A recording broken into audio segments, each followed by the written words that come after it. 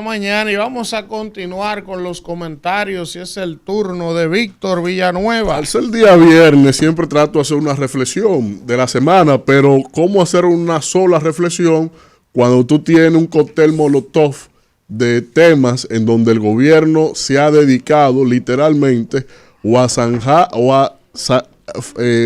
se ha fajado a cavar su propia tumba o para enterrarnos junto con él como se hacían con los faraones en el antiguo Egipto? Porque si cuando el faraón moría, había que enterrarlo, por ejemplo, con todas sus esposas. Ajá, a faraón. Y a la vez había que enterrarlo con todas sus pertenencias.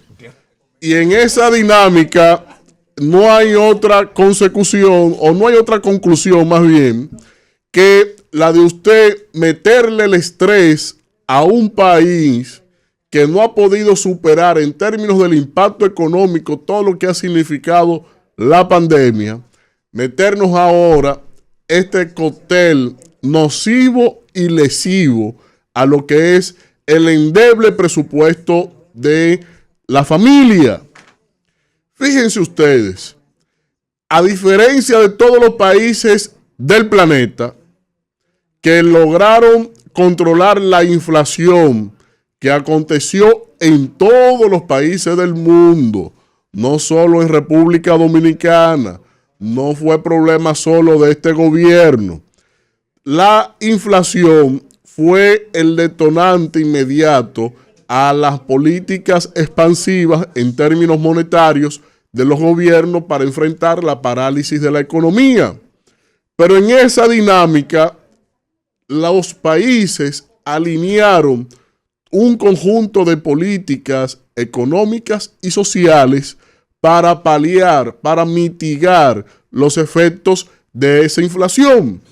Por eso, prácticamente la totalidad de las economías del mundo se logró controlar la inflación en más o menos 12, 18 meses en todo el planeta. Pero aquí en la República Dominicana, a nosotros nos costó entrar en el rango meta del propio gobierno, nos costó nada más y nada menos que 36 meses y medio, acorde a las estadísticas, a las publicaciones del propio Banco Central de este gobierno. Es decir, nos costó el doble en tiempo, aguantando de manera estoica lo que fue la embestida de la inflación en todos los rubros de la economía dominicana.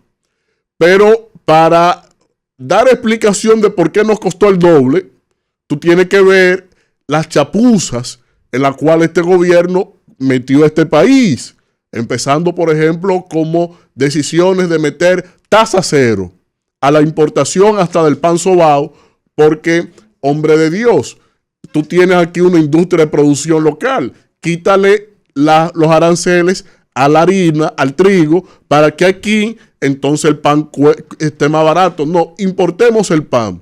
Y al importar el pan, usted estaba importando la inflación desde fuera y destruyendo la industria de la panadería en la República Dominicana. Lo mismo con el pollo y un sinnúmero de cosas más. Luego, para que no se olvide, este gobierno nos metió 3 alzas consecutivas a lo que es la tarifa eléctrica del país. 3 alzas consecutivas de manera inmisericordia, una detrás de la otra. Y cuando ya la sociedad se cuadró para reaccionarle a eso, pues entonces retiró la 4ª. Pero fueron 3 alzas consecutivas, ¿verdad? Pero luego también se le ocurrió meterle impuesto al queso, al jamón y a un sinnúmero de cosas que en realidad no generaron una crispación, porque cuando le metió ITEVIS al queso, en ese mismo mes, este gobierno le quitó los impuestos a los combustibles destinados a los yates de lujo. el mismo gobierno, en el mismo periodo, como ha pasado ahora con esta propuesta de reforma fiscal que le quita impuestos al combustible de los aviones. Es decir, venda su carro, compra un yate o compra un avión, que eso es el combustible más barato que hay ahora mismo. Es el interés del objetivo del gobierno. Al que tenga avión, al que tenga yate, dele para allá. Y obviamente, en su propuesta de reforma fiscal no incluye la elusión fiscal, que son las maniobras para evadir, tener que pagar impuestos y sobre todo llevarse el dinerito que producen aquí a paraísos fiscales, como lo hace, como vive de eso el propio presidente de la República con todas sus empresas. Y qué bueno, proteja su capital. Yo haría lo mismo estando en su lugar. Lo que pasa es que usted es el ejemplo del país. Pero eso no queda ahí.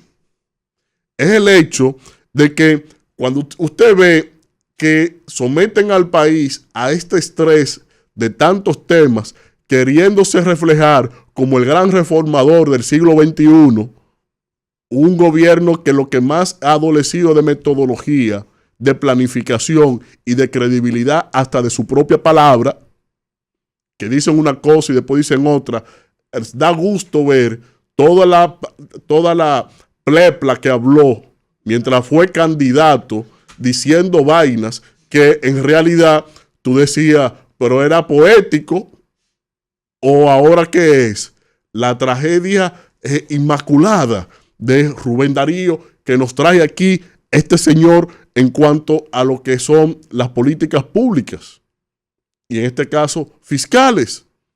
Pero yo no quiero quedarme en las ramas. Aquí hay que centrarse en la etimología de las cosas. Y esto no es más que un libreto de un guión del propio asesor del presidente de la República, don Mauricio de Bengochea, que en el mundo de la comunicación política siempre se erigió como la antítesis de Joao Santana, pero ahora ha superado a su propia antítesis y ha conjugado a Joao Santana y a Steve Bannon en términos de lo que es las estrategias comunicacionales y propagandísticas. Sí, lo de la casa, estoy esperando un documento para soltárselo. Pero el tema es que el señor Mauricio de Bengochea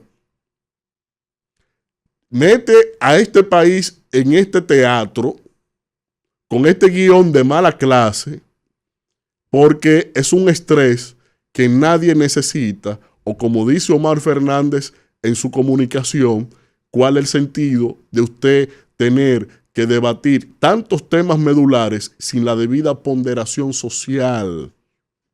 ¿Y en qué se está jugando con esto, señor Mauricio de Bengochea? Hay algo que se escapa de su estrategia de propaganda y electoral. Se le escapa el factor de legitimidad social, de legitimidad política, de legitimidad de las acciones del propio gobierno. Si se van con la mayoría mecánica, con la fuerza bruta del Congreso, solo le voy a dejar ejemplos, señor Mauricio de Bengochea, que usted conoce muy bien, como lo que pasó recientemente en Colombia, como lo que pasó en Brasil con Dilma Rousseff, que a Dilma, por subirle unos céntimos al transporte público, la clase media se erigió. O lo que pasó en Chile, que parecía más una zona de guerra, todas las ciudades principales de Chile, porque se le ocurrieron subirle unos cuantos pesos al crédito educativo de ese país en un modelo totalmente neoliberal y privatista, sustentado precisamente en fideicomisos. Entonces, si ustedes no tienen noción de lo que se puede armar en este país por este predominio de clase, de una cosmovisión, como siempre lo he denunciado, de mentalidad capitalista, ahora le va cobrando sentido porque siempre he analizado y tipificado la mentalidad del mandatario, porque con su mentalidad es que usted va a deducir por dónde vienen los tiros. Y aquí están. El 89% de esta reforma va en contra de la clase media. La maldita clase media.